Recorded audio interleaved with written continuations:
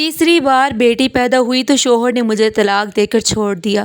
میرا کوئی سہارا نہیں تھا، آمدنی کا بھی کوئی ذریعہ نہیں تھا۔ میں شدید پریشانی میں ڈوب گئی تھی۔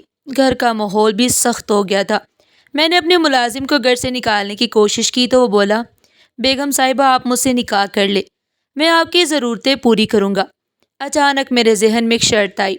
میں نے کہا اگر تم مجھے روز 50,000 روپے دو تو میں نکاح کے لیے راضی ہوں۔ وہ فوراً خوشی خوشی مان گیا اور ہر دن مجھے 50,000 لا کر دیتا۔ میں حیران رہتی کہ آخر یہ کرتا کیا ہے۔ جب بھی پوچھتی تو وہ گڑبڑا جاتا۔ ایک دن میں نے چپکے سے اس کا پیچھا کیا تو میرا دل دہل گیا۔ اسی دوران ہسپتال میں نرس نے کان میں کہا کہ اس بار بھی آپ کے گھر بیٹی پیدا ہوئی ہے۔ یہ سنتے ہی میرے قدموں تلے سے زمین نکل گئی تھی۔ دل میں سخت وسوسے آئے کہ کاش یہ بچی مر جائے، کیونکہ میرے اوپر پہلے ہی 2 بیٹیوں کا بوجھ تھا اور میرا شوہر تیسری بیٹی پر طلاق دے رہا تھا۔ میں ٹوٹ چکی تھی، مگر اتنے میں میرا شوہر اور ساس کمرے میں آ گئے۔ ساس طنزیہ لہجے میں بولی، بہت بہت مبارک ہو، تیسری بار بھی بیٹی ہی پیدا ہوئی ہے۔ میں نے تو کہا تھا اسے کہ تمہیں چھوڑ دے، مگر یہ تھا کہ موقع دے رہا تھا۔ خیر میں ایک بات لکھ کر دیتی ہوں، اگر یہ تمہیں 10 بار بھی موقع دیتا تب بھی تم 10 بار بیٹی ہی جنم دیتی۔ میں خاموش نظروں سے شوہر کو دیکھ رہی تھی، لیکن اس کے چہرے پر سخت صفاقی تھی۔ وہ غرور سے بولا، بس اب میں تمہیں طلاق دے کر اپنی جان چھڑواتا ہوں، تم جانو اور تمہاری بیٹیاں جانے، میرا فرض ختم ہوا۔ میں نے لرزتی ہوئی آواز میں کہا، طلاق دے دو مگر بیٹیوں کا نان و نفقہ بھی تم پر لازم ہوگا، کیونکہ اولاد کا بوجھ ماں باپ دونوں پر ہوتا ہے۔ وہ ہنس کر بولا، اچھا جا کر دیکھ لو کہ عدالتوں سے کیا ملتا ہے۔ میں نے آہستہ سے کہا، حمزہ اگر یہ مقدمہ سب سے بڑی عدالت میں لے جاؤں تو تم کیا کرو گے؟ اس نے کہا لگایا اور کہا، سپریم کورٹ بھی میرا کچھ نہیں بگاڑ سکتی۔ میں نے سنجیدگی سے کہا، ایک عدالت اور ہے جہاں سب فیصلے ہوتے ہیں، قرآن کھولو تو پتہ چل جائے گا۔ میری بات سن کر ساس ناک سے مکھی اڑانے لگی اور دونوں غرور کے ساتھ کمرے سے نکل گئے۔ میں نے اپنی نومولود بیٹی کو گود میں لیا، اس کا منہ چوما اور رو کر اس سے معافی مانگی کہ میں کتنی بری ماں ہوں جو لمحہ بھر کو اس کی موت کی دعا کر بیٹھی تھی۔ شوہر اور ساس گھر چھوڑ کر چلے گئے۔ مجھے سہارا اس لیے ملا کہ میرے والد نے مرنے سے پہلے یہ گھر میرے نام کر دیا تھا۔ گھر آ کر دیکھا تو میرا پرانا ملازم یوسف میرے لیے سوپ بنا کر لایا۔ اس نے خوشی سے مبارکباد دی اور کہا، میڈم فکر نہ کریں آپ، وہ آدمی گیا تو آپ کو دگنی خوشی منانی چاہیے، کیونکہ وہ آپ کو بیوی نہیں صرف بچے پیدا کرنے والی سمجھتا تھا۔ یوسف کی باتوں نے میرا دل تھوڑا ہلکا کیا، لیکن زندگی پھر بھی مشکل تھی۔ میری بیٹیاں اسکول جاتی تھی اور فیس کی ادائیگی کا وقت آ گیا تھا۔ پرس کھولا تو سوائے 100 روپے کے کچھ نہ ملا۔ زیورات بیچنے کا سوچا لیکن الماری کھولی تو ڈبے خالی نکلے۔ یہ دیکھ کر میری آنکھوں سے آنسو بہہ گئے۔ یقین ہو گیا کہ شوہر سب بیچ کر لے گیا ہے۔ میں نے آسمان کی جانب ہاتھ اٹھا کر کہا، یا اللہ آپ دیکھ رہے ہیں نا، آپ کے بندے میرے ساتھ کیا کر گئے ہیں۔ میں کافی دیر روتی رہی، پھر ہمت کر کے کچن میں گئی تو دیکھا یوسف کھانا بنا رہا تھا۔ میں نے کہا، یوسف مجھے تم سے ایک بات کرنی ہے۔ اس نے کہا، جی بی بی جی بولے۔ میں نے کہا، میرے زیورات چوری ہو گئے ہیں۔ میری بات سنتے ہی اس کے ہاتھ کانپنے لگے اور چمچ نیچے گر پڑا۔ وہ کہنے لگا، آپ کو کسی پر شک ہے؟ میں نے کہا، مجھے حمزہ پر شک ہے۔ یہ سن کر یوسف کے چہرے پر ایک عجیب سا سکون آیا۔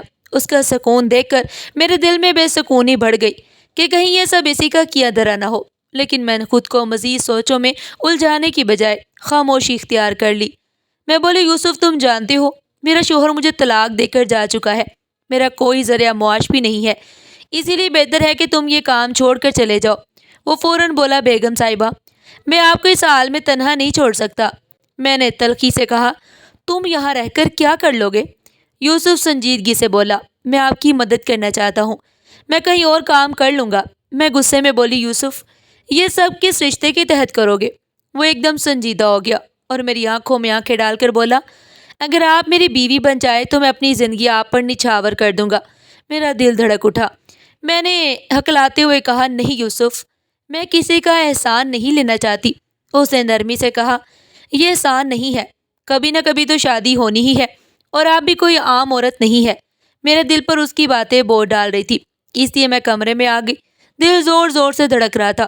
سوچا کہ اگر میں اسے جھڑک دوں گی تو وہ اپنی بات سے پیچھے ہٹ جائے گا، مگر وہ ضد پر اتر آیا تھا، بار بار نکاح کی بات کرتا۔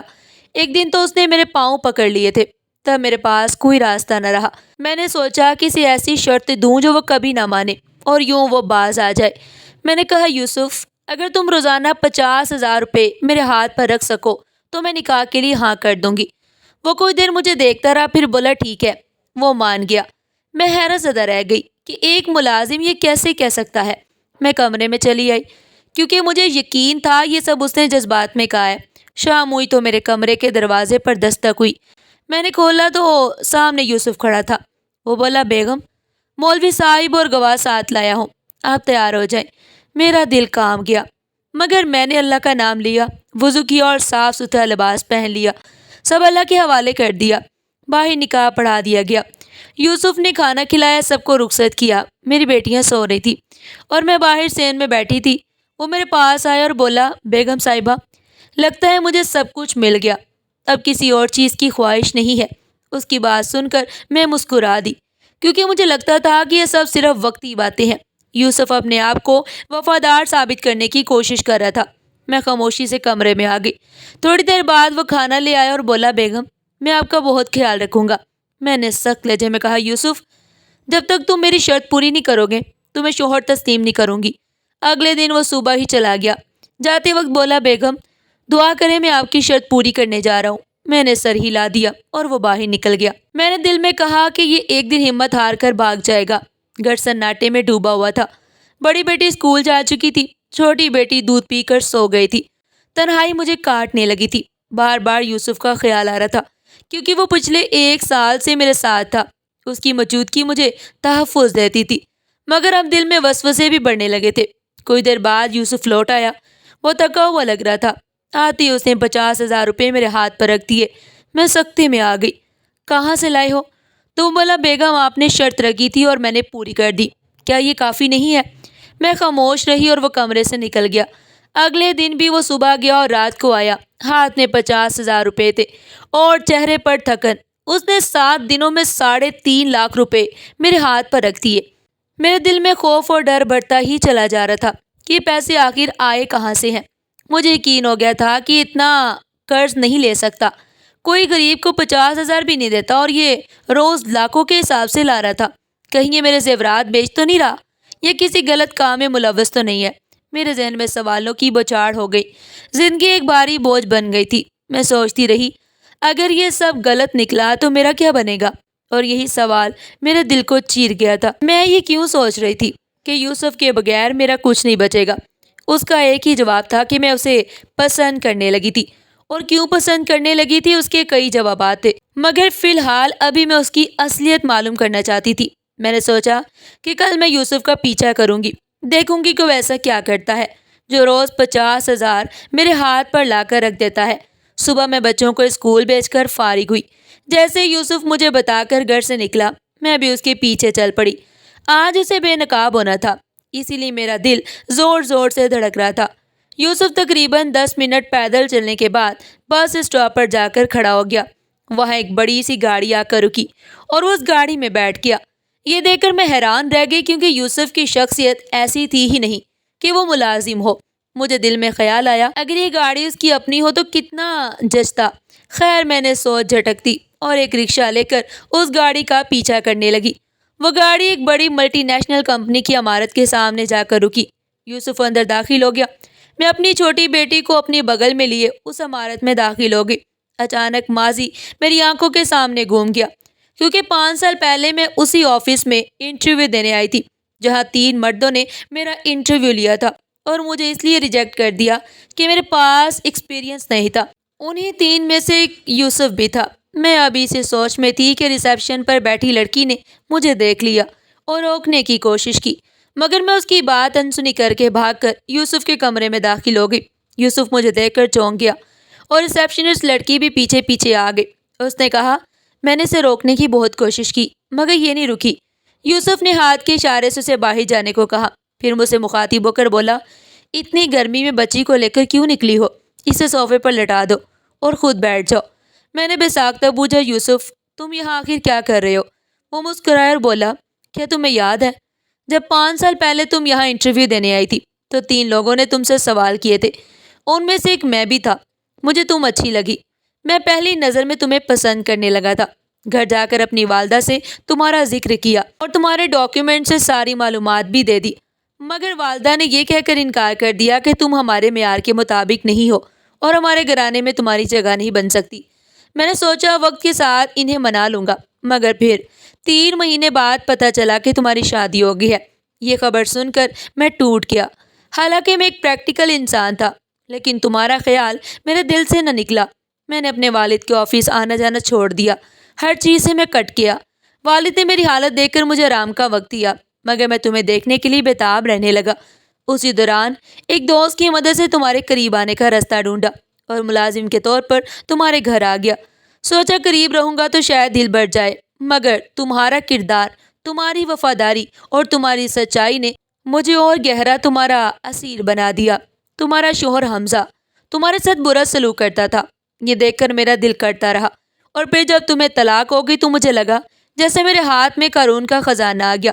تم نے انوکھی شرط رکھی تو مجھے اپنے والد کا بزنس دوبارہ سنبھالنا پڑا، اور تب پتہ چلا کہ وہ سارا بزنس میرے نام پر ہے۔ میں نے والدین سے تعلق ختم کر دیا تھا اور تمہارے لیے سب کچھ چھوڑ دیا تھا۔ اب جب تم نے شادی قبول کی تو میں نے سوچا کہ سب کچھ پا لیا ہے۔ حمزہ کے بارے میں تمہیں بتاؤں کہ اسی کمپنی نے اسے فراڈ کیس میں جیل بھجوا دیا ہے اور اسے 10 سال کی سزا ہو گئی ہے۔ اس کی ماں نے اپنی ساری جمع پونجی اس کی وکیلوں پر لٹا دی، مگر وہ بھی اسے نہ بچا سکے، اور پھر صدمے سے اس کی ماں کا انتقال ہو گیا۔ یہ سب سن کر میری آنکھوں سے آنسو بہنے لگے۔ میں نے دل میں کہا، اللہ کی لاٹھی بے آواز ہے۔ یوسف مجھے اور میری بیٹیوں کو اپنے ساتھ گھر لے آیا، جہاں انہیں دادا دادی اور باپ کا پیار ملا، اور مجھے ایک ایسا شوہر ملا جس نے عزت، محبت اور مجھے مان دیا جو حمزہ کبھی نہ دے سکا۔ اگر آپ کو آج کی کہانی پسند آئی ہے تو ویڈیو کو دل سے لائک کیجیے گا، اپنے دوستوں کے ساتھ شیئر کیجیے، اور اگر ابھی تک ہمارا چینل سبسکرائب نہیں کیا تو ضرور سبسکرائب کریں۔ ہم ملتے ہیں کل ایک نئی اور دلچسپ کہانی کے ساتھ، اور ہاں، ایسی مزید اسلامک، موٹیویشنل، سبق آموز کہانیوں کی پوڈ کاسٹ سیریز چینل پر موجود ہے، اسے بھی وزٹ کریں۔ پھر ملتے ہیں ایک نئی ویڈیو کے ساتھ، تب تک کے لیے اللہ حافظ۔